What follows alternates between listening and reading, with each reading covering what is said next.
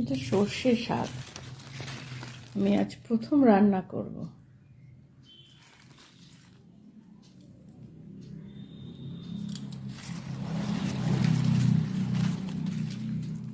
এই যে দেখ, সর্ষের ফুলও হয়ে আছে।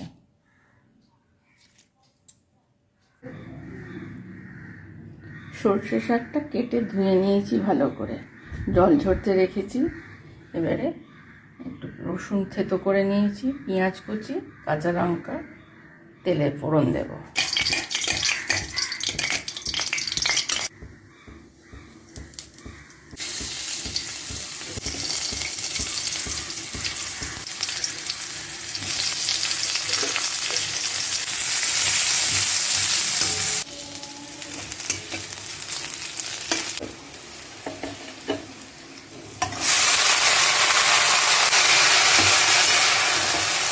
নুন দিয়ে দিই, এতে জল বেরিয়ে আসবে, একটু সেদ্ধ হবে।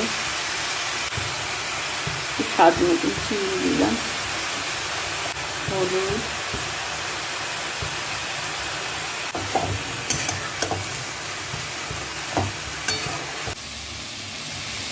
একটু চিনি দিলাম, একটু আদা ঘষে দিলাম, মনে হয় খেতে ভালোই হবে।